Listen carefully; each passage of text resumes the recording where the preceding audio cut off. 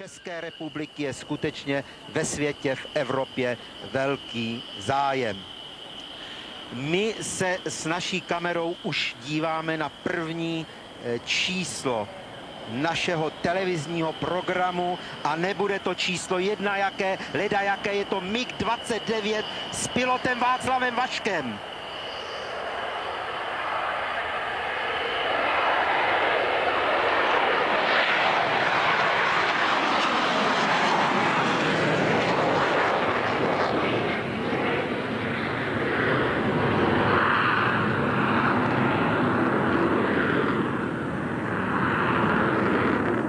A od vzletu hned ostrá zatáčka, stoupání. Oldo, co tomu říkáš? No, já myslím, že představování Václava Vaška a letoun MiG-29 je zbytečné. Mnozí diváci znají jeho vystupování. Jenom stručně k letounu.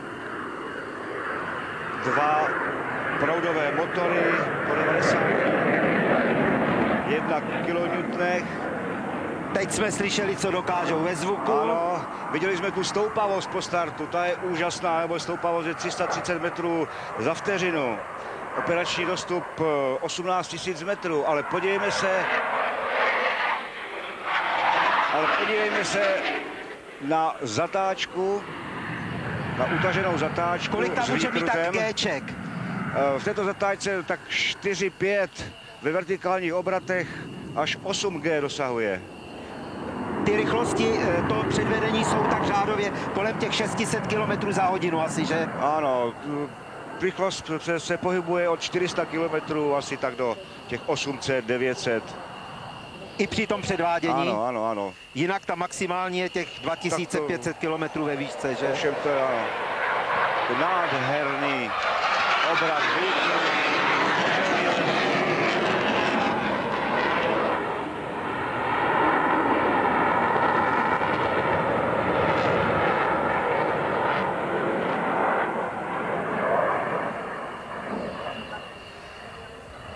Dívali jsme se na průlet s pěkným výkrutem předtím, a znova se vrací.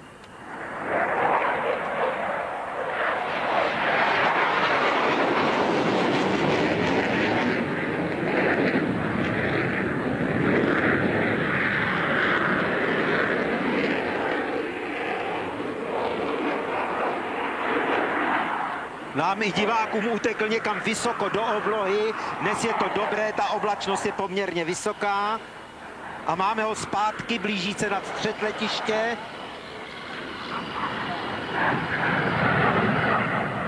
Opět výkrut, 1,5 výkrut, zakončení v otlačené zatáčce na zádech. Bylo to na zádech, myslím. Tam měl oči někde na kabině.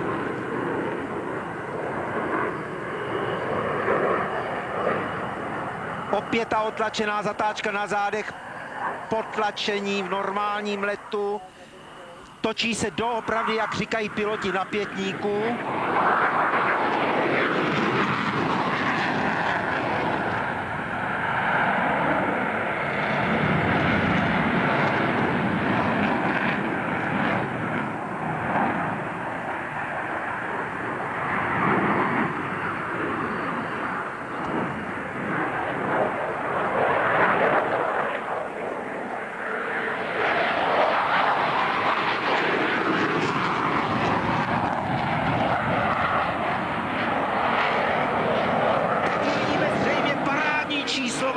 Podívejte se.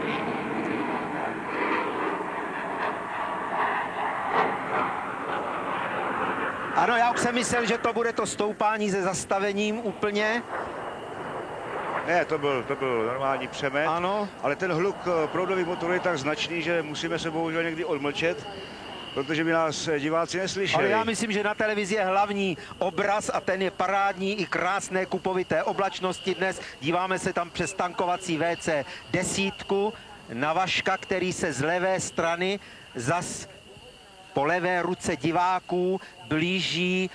Ta rychlost teď je velmi pomalá, viď?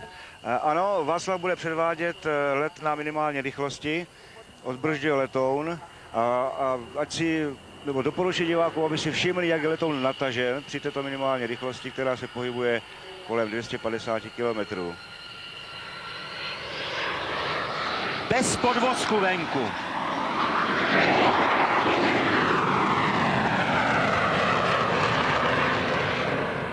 Čili bylo to v čistém aerodynamickém letu. Ano. Kolik tak ty poloměry utažených ostrých bojových zatáček mohou být u té 29?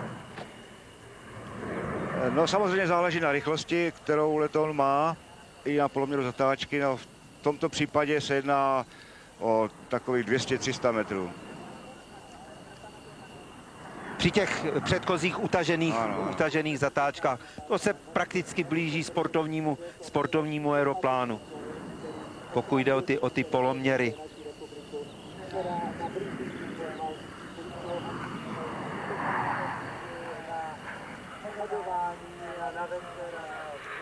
Tady krásný detail aerodynamiky, prakticky tento letoun má i nosný trup, jak se říká.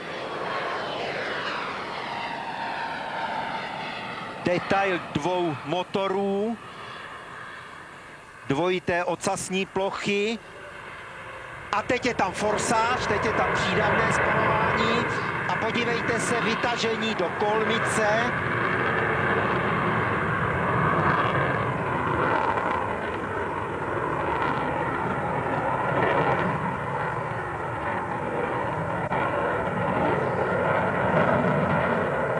No tady jsme viděli, co ten letoun dovede, že z minimální rychlosti je schopen při zapnutém přidávném spalování ještě přejít do vertikály. A na vrcholu ještě půl výkrut. Ano.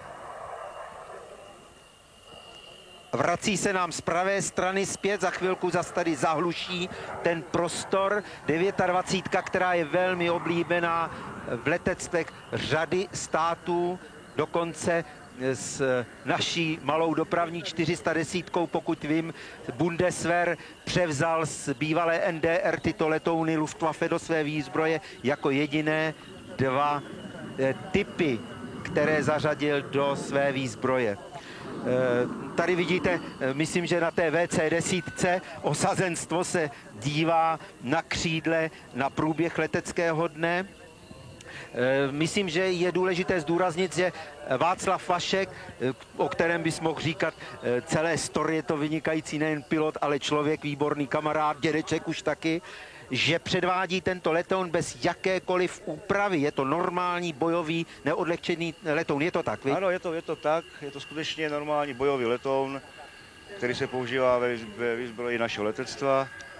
Takže není nějak speciálně upravovaný, jako na mnohých přehlídkách. Je to obyčejný letoun. Rozsvícené přistávací reflektory, padák. A tak, jako byla perfektní celá ukázka i vynikající přistání.